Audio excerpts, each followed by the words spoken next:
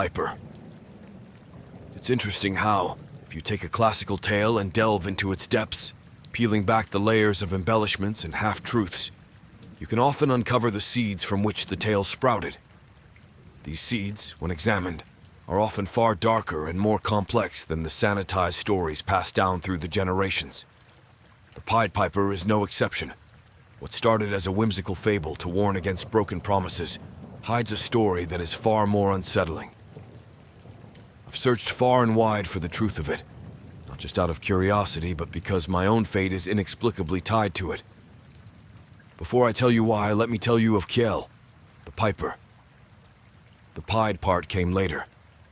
Long ago, there lived a boy named Kjell in a small coastal village nestled at the edge of dark and ancient woods.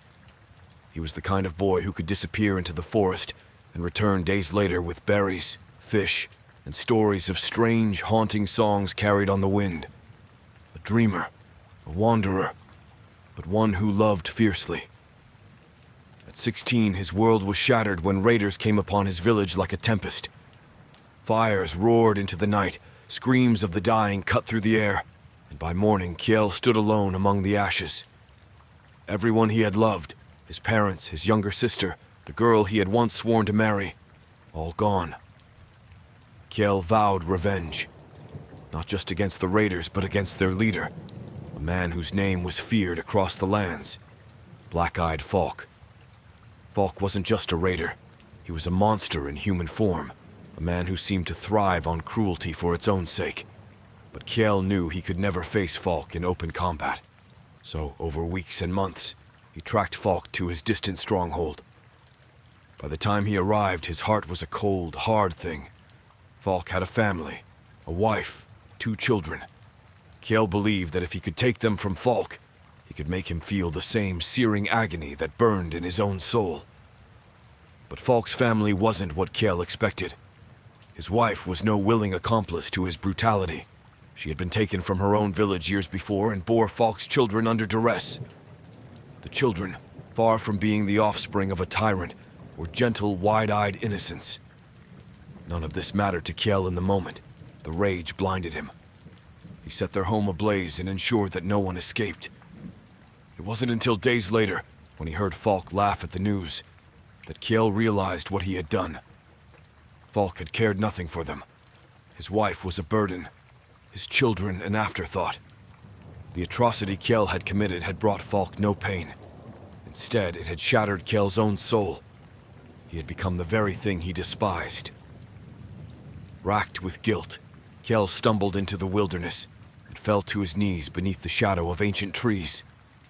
He offered up his life, begging for punishment. As the sun dipped below the horizon, the air grew cold, and he saw something emerge from the darkness. At first, he thought it was the devil himself, come to claim his soul. But then came a light, a warm, piercing light that made the shadows recoil. A voice, neither man nor beast, spoke to him. It was no devil, nor was it truly God, but a messenger, an angel perhaps, or something older, something beyond human comprehension. It told him his remorse had been seen. His heart still had a sliver of light within it, and that light could yet grow if he so chose. But redemption would not come easily.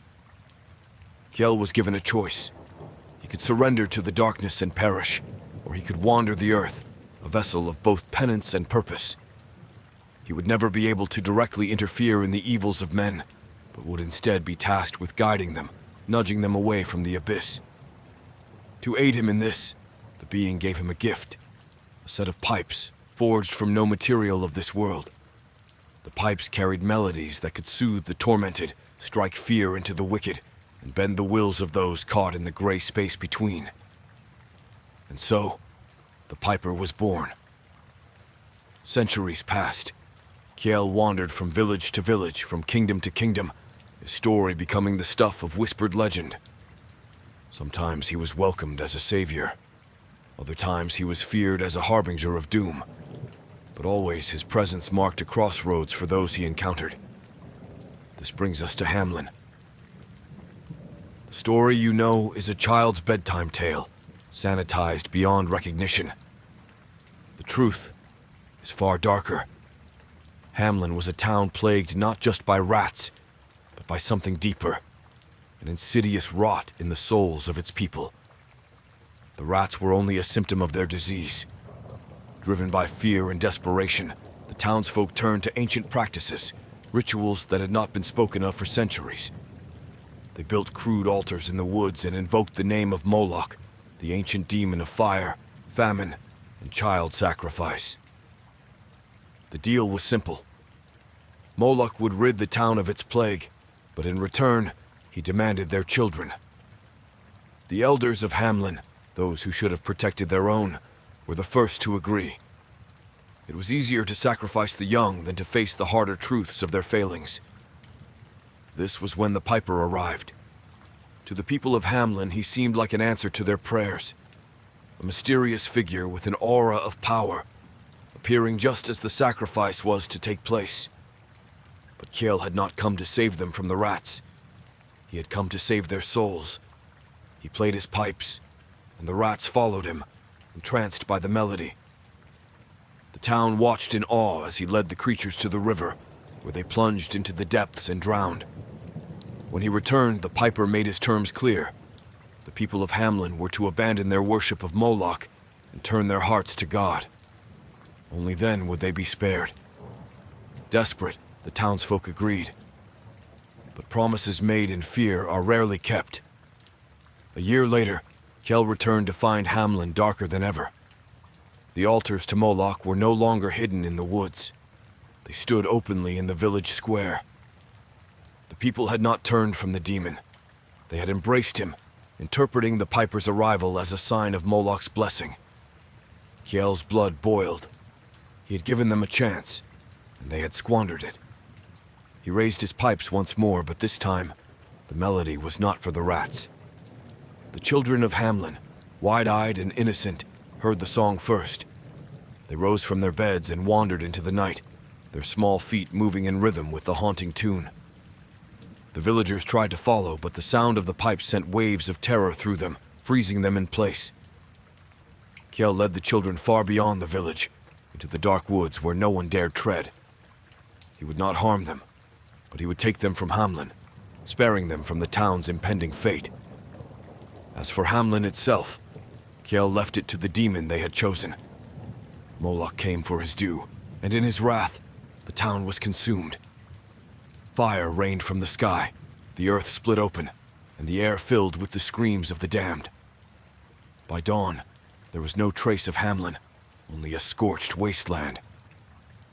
Kjell, the Piper, disappeared once more, his burden heavier than ever. The tale of Hamlin spread, twisted by time and fear into the children's story we know today. But the truth remains, buried beneath centuries of lies. And if you listen closely, in the dead of night, you might still hear the faint strains of his pipes on the wind. Now that brings us to the modern age. How do I know all this? What sent me on this obsessive, desperate quest to uncover the truth of the Piper? It wasn't idle curiosity. It wasn't some fascination with folklore or old tales. No, it was personal. It was about Kiara. Kiara is my cousin. She's younger than me by a few years, but we were close growing up, more like siblings than anything else. She was wild but kind, quick to laugh and quicker to anger. When she loved fiercely. When she hated, well, that's what brought us here, isn't it? It happened 2 years ago. Kiara had been dating this guy, Sean.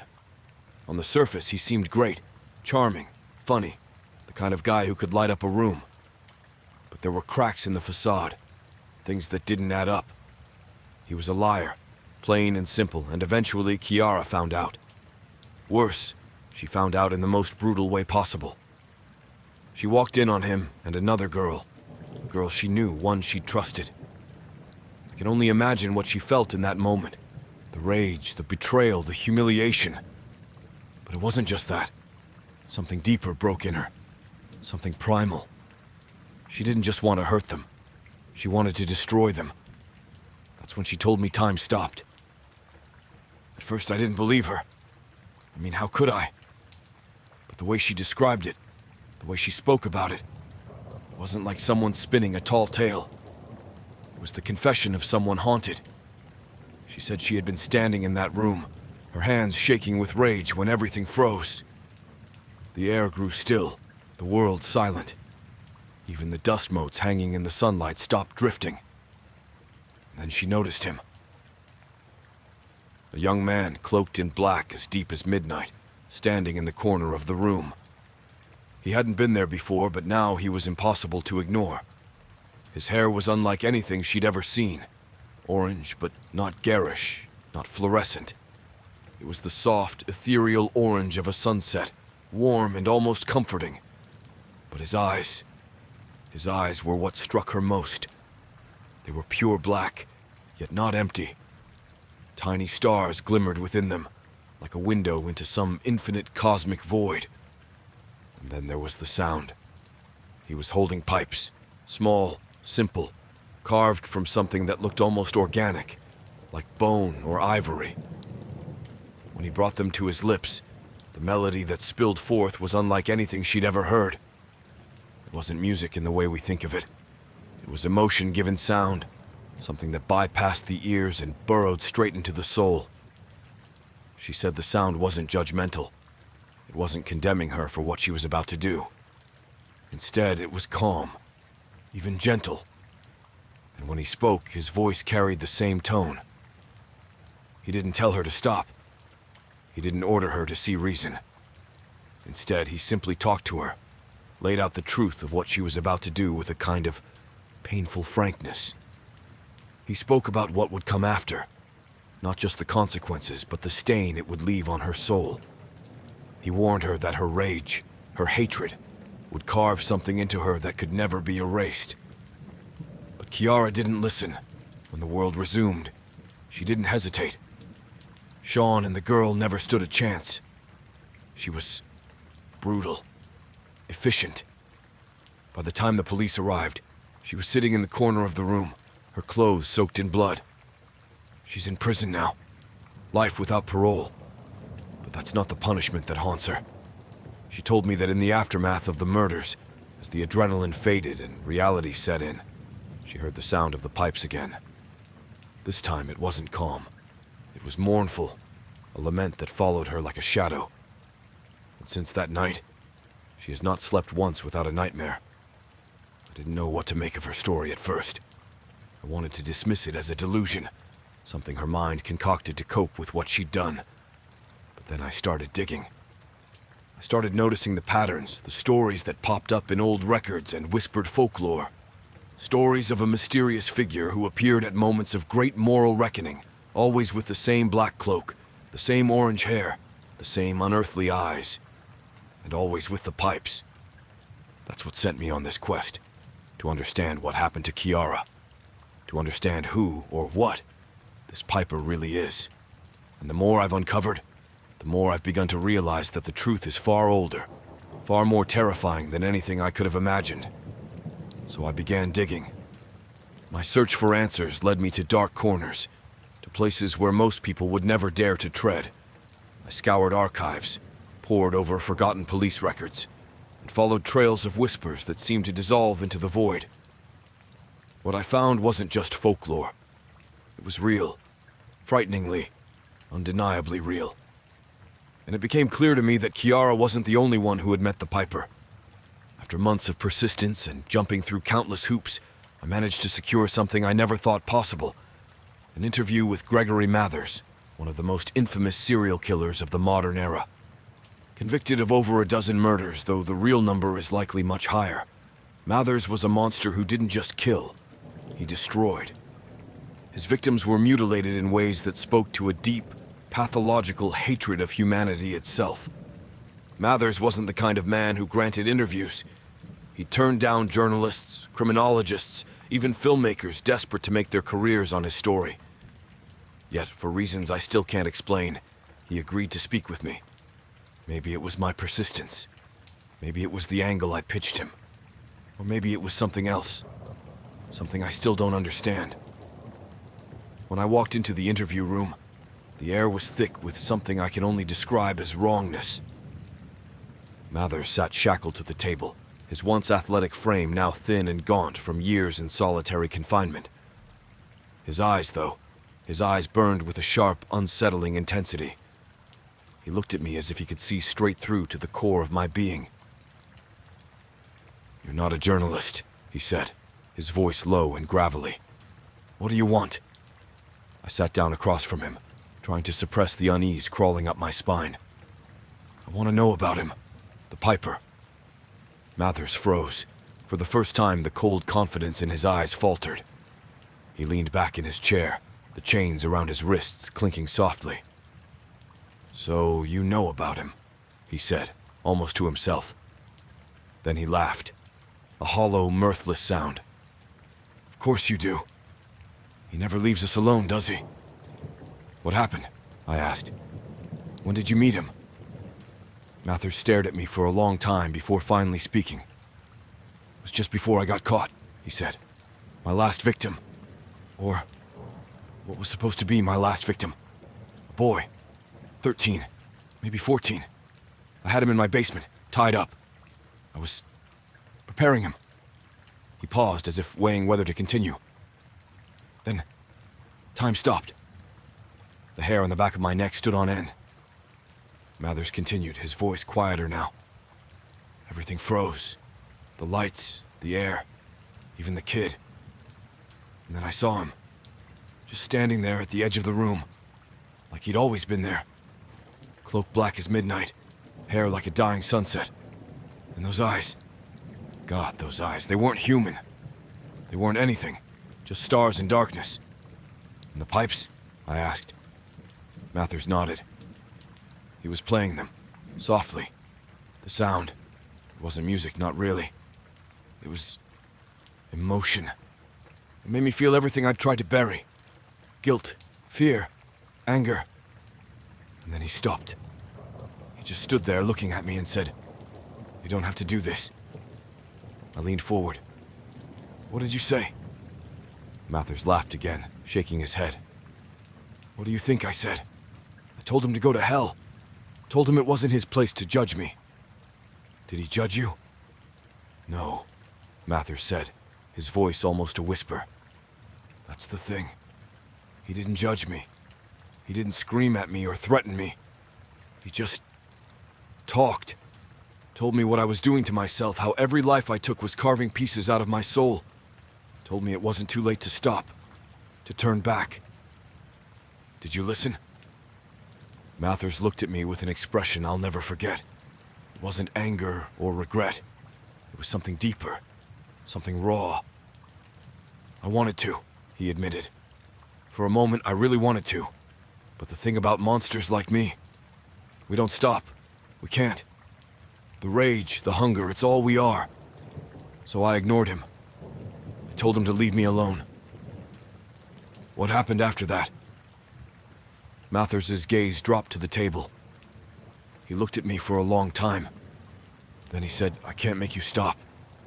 But you'll see what happens if you don't." And then he played his pipes again. The room fell silent. For a moment, Mathers looked like he wasn't even there, like he was lost in the memory. Then he spoke, his voice trembling. "When the world started moving again, I couldn't do it. The kid. I couldn't even look at him. It was like the music had burned something into my brain. I let him go, but it didn't matter. I was arrested the next day. And now?" I asked. "Do you still hear the pipes?" Mathers' hands clenched into fists. "Every night," he said, his voice breaking. "Every goddamn night. I hear them in my dreams, pulling me back to what I've done. I see every face, feel every scream. He warned me. He tried to stop me, and I didn't listen. And now I'll never escape him." I left the prison that day with more questions than answers. The Piper had come to Mathers, just as he had come to Kiara. He had tried to reason with them, to guide them away from the edge. And when they didn't listen, he didn't punish them. He let them punish themselves. But the consequences were always the same. The Piper doesn't just haunt the wicked. He leaves them to be consumed by the weight of their own darkness. And in the end, that might be the most terrifying punishment of all. My obsession with the Piper consumed me. Days bled into nights as I scoured the internet, chasing faint whispers and fragments of forgotten lore. I read forums, obscure websites, and even conspiracy theory threads, anything that could offer me the slightest lead. It was on one of these late-night rabbit holes that I stumbled upon a blog post buried in the depths of the internet, the kind of page you'd swear would vanish the moment you refreshed. The post was written by someone named Evan Reed, and it was titled, "The Piper, a Second Chance I Didn't Deserve." Evan's writing wasn't polished, but it was heartfelt. He described an experience eerily similar to Kiara's. There was no time freeze in his story, but there was a man, cloaked with orange hair and those impossible star-filled eyes. Evan had met the Piper on a dark night when he was on the verge of doing something unspeakable. The post was vague on the details of his crime, but I could read between the lines. He'd planned to kill someone. The Piper had stopped him, talked him down. And then, as Evan fled the scene, a bus had struck him. By all accounts, Evan should have died that night. Instead, he woke up in the hospital with only a few broken bones and a newfound resolve to change his life. Evan believed the Piper had brought him back, not just to spare him, but to give him a second chance to be better. What stood out to me the most wasn't just the story. It was the ending. Evan wrote that whenever he did something that truly made him proud, he would hear the faint sound of pipes on the wind. And every time he did, good fortune followed. The post ended with an email address for anyone who wanted to talk. I hesitated. Reaching out felt dangerous, like I was teetering on the edge of something I couldn't pull back from. But I couldn't stop myself. I needed to know if Evan's story was real. Evan agreed to meet me. He wasn't at all what I expected. He was in his late 30s, clean-shaven with kind eyes and a warm smile. He looked like the sort of man you'd see coaching Little League or working the grill at a neighborhood barbecue. But there was something in his posture, a slight hesitation in the way he moved, that hinted at a darker past. We met at a quiet coffee shop, and after exchanging pleasantries, I cut straight to the point. "Tell me about the Piper," I said. Evan's expression turned serious. "I thought you'd ask about him." He leaned back in his chair, staring out the window for a moment before speaking. "It was about 10 years ago. I was not a good person. I was angry all the time, blaming everyone else for my problems. My life felt like a constant spiral. And one night, I snapped." He looked down at his coffee, swirling the cup absent-mindedly. "There was a man I worked with, Tony. He wasn't the reason my life was falling apart, but he was a convenient target. I convinced myself it was his fault I'd lost my job, my girlfriend, everything. And I decided he needed to pay for it." Evan's voice grew quieter. "I went to his house that night with a gun. The coffee shop seemed to grow colder. I could feel the weight of his words pressing down on me. "What happened?" I asked. "I was standing outside his house, about to go inside when I saw him," Evan said. "The Piper. He didn't freeze time or anything. He just appeared. One second I was alone, and the next he was standing there, watching me."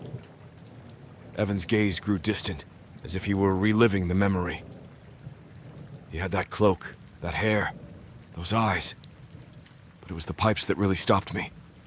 He played a melody that cut straight through my rage, my grief, my self-pity. And when he stopped playing, he spoke." "What did he say?" Evan smiled faintly. "He didn't tell me I was evil. He didn't call me a monster. He just asked, 'Is this really who you want to be?'" I leaned forward, hanging on his every word. "He talked to me for what felt like hours," Evan continued. "About the man I was and the man I could be. He didn't sugarcoat anything, didn't try to make it sound easy. But he made me see what I was about to do, really see it. And he told me something I've never forgotten. The road back is harder than the road forward, but it's worth walking." Evan fell silent for a moment, his fingers tightening around his coffee cup. I don't know why I listened to him, but I did. I turned and ran. I was so focused on getting away from Tony's house that I didn't see the bus. I swallowed hard. What happened? Evan shrugged, almost like he couldn't believe it himself. It hit me. Hard. I should have been dead on the spot. But the next thing I remember, I was waking up in a hospital bed. The doctor said it was a miracle I survived, let alone with just a broken leg and a few bruises. You think the Piper saved you? I asked. I don't think, Evan said firmly. I know. And I know why he did it. He didn't just spare me. He gave me a chance to make it right. Evan's smile returned, softer this time. I've spent the last 10 years trying to live up to that chance.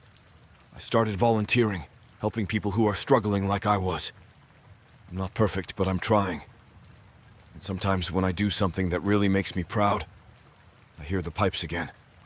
Just for a second, on the wind. And every time I do, something good happens. An opportunity. A bit of luck. Like he's letting me know I'm on the right path. His words sent chills down my spine. Evan wasn't like Kiara or Mathers. He had listened to the Piper. He had changed. And for that, he'd been rewarded. As we parted ways, I couldn't stop thinking about what he'd said. The Piper wasn't just a harbinger of punishment. He was a guide, offering a chance. A hard, narrow chance. But a chance nonetheless. But for those who ignored him, like Kiara and Mathers, the consequences were devastating. I left that meeting with more determination than ever. The Piper was real. And somehow, he was still out there, watching, playing, shaping the fates of those who crossed his path. The search continued, pulling me deeper into the lives of people most would prefer to forget existed. I wasn't chasing legends anymore. I was uncovering patterns, threads that wove together across centuries, tied to acts of unimaginable violence and the faint, fleeting presence of the Piper. It wasn't easy. These were people locked away for the rest of their lives, often isolated from the world. Yet their stories shared echoes of something unexplainable. One name stood out early in my research. Derek Hale, an infamous spree killer from the early 2000s. Hale had been dubbed the Butcher of Bleakwood by the media, a man who killed with such unrelenting ferocity that even the most hardened detectives described his crime scenes as nightmarish.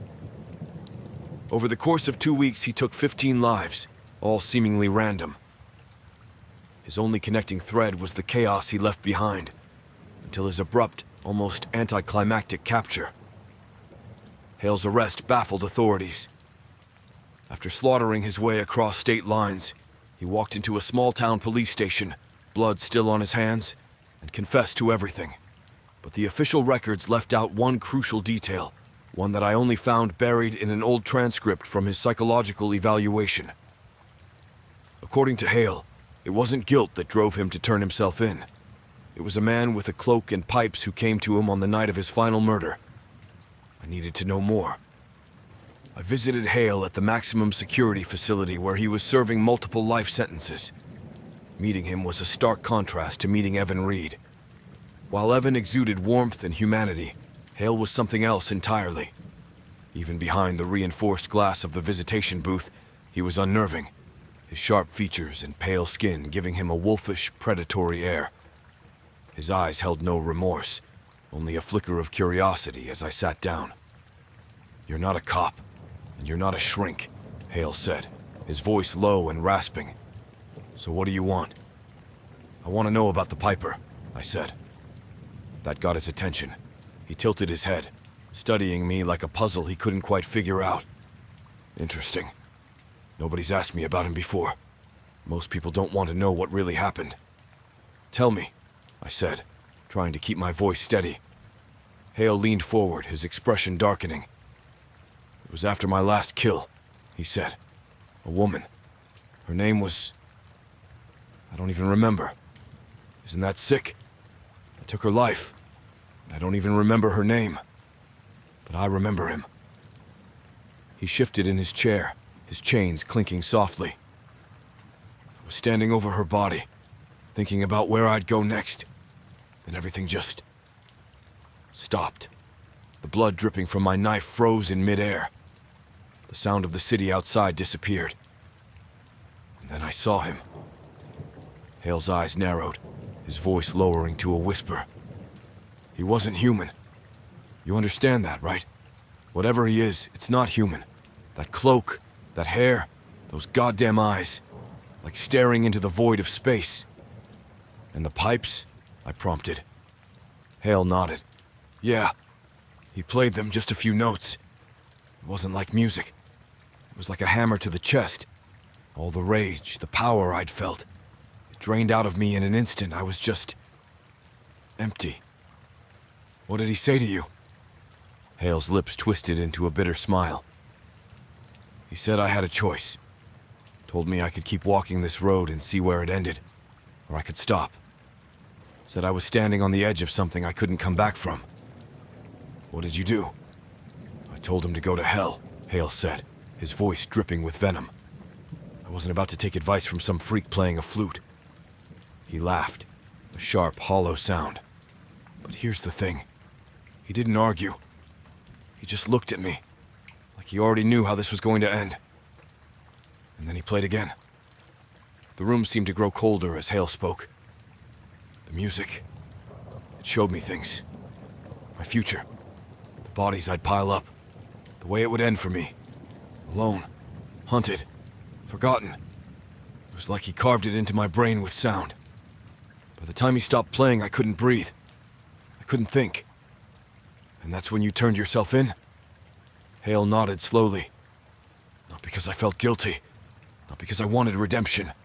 Because I couldn't take it anymore. That music, it's still with me, you know? Every time I close my eyes, I hear it, reminding me of what I am. From Hale, I moved on to others. Each story was different, but the Piper's presence remained the same.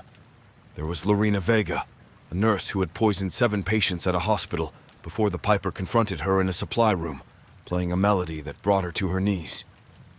She stopped killing that day, but was haunted by the music until her dying breath. There was Timothy Griggs, a quiet man in his 70s who confessed to killing his wife decades earlier after hearing the Piper's song in a moment of drunken rage. Griggs had spent the rest of his life trying to atone, but he claimed that the Piper's presence followed him, subtly nudging him toward paths of kindness and selflessness. And then there was Mara Henson, a former cult leader who had planned a mass suicide. She described the Piper as both a savior and a tormentor, his music forcing her to confront every life she would have destroyed. She disbanded the cult the very next day, but spent the rest of her life in self-imposed isolation, terrified that she would never escape the Piper's gaze. The more stories I uncovered, the more the Piper's presence grew in my mind. He wasn't just a figure of myth or folklore. He was something larger, something ancient. He didn't force people to change. He showed them the truth of who they were and left the choice to them. But for those who ignored him, the consequences were undeniable. The music didn't punish them. It revealed the punishment they carried within themselves. The Piper was a mirror, reflecting the darkest parts of the soul and leaving them to face the weight of their own actions. And I couldn't help but wonder, was he watching me too? The Piper had become my life. At first, I convinced myself this was just research, a way to piece together what happened to Kiara, and maybe help her find some kind of peace. But the deeper I dug, the more I realized that this wasn't just about her. It was about something much larger, something ancient and incomprehensible, moving quietly through the shadows of human history. I began to piece together the Piper's past from the fragments left behind, testimonies, obscure accounts, even scraps of forgotten literature. It wasn't easy. Most of what I found was buried in records that had been mislabeled, misplaced, or intentionally hidden. But slowly, a picture began to emerge. There was a 15th century trial transcript from Germany. The accused, a woman named Liesel Brandt, was burned at the stake for witchcraft. Her crime? She had claimed to have met a figure she described as Der Sternenblicker, the stargazer. The description was unmistakable. Black eyes filled with starlight, a sunset hue to his hair. She said he had come to her during a moment of despair, when she was considering poisoning the family that had accused her of sorcery. According to her testimony, the stargazer had played his pipes and shown her the weight of her actions. She had changed her mind, but had confessed her thoughts in a moment of guilt, only for the family to turn her over to the authorities. Then, there was the journal of a French priest, Father Marceau, who lived during the 18th century. His writing was filled with doubts about his faith, but one entry stood out. He described a meeting with a cloaked figure who played a haunting melody on pipes. The figure had spoken to him about the nature of forgiveness and justice, urging him to rethink his role as an inquisitor. Father Marceau had resigned from his position soon after, and dedicated the rest of his life to caring for the sick and destitute. Another account came from a dusty book I found in a university library, one that had long since been removed from circulation. It was a collection of old Appalachian folk tales, including a story about the Wanderer of the Hollow Hills. The Wanderer, according to the story, would appear to those standing at the edge of a terrible decision. His pipes could freeze time, and his voice carried the weight of truth. As I pieced together these stories, one thing became clear. The Piper wasn't a legend confined to Hamlin or even Europe. His presence stretched across centuries, cultures, and continents, always appearing at moments of moral reckoning. He was an enigma, a paradox, part redeemer, part tormentor. He didn't force change. He simply held up a mirror. But what haunted me most were the patterns I couldn't ignore. Again and again, his presence seemed tied to moments of darkness. It wasn't just individuals he visited. It was communities, towns, entire civilizations. And one name kept surfacing, whispered like a curse across the centuries: Moloch.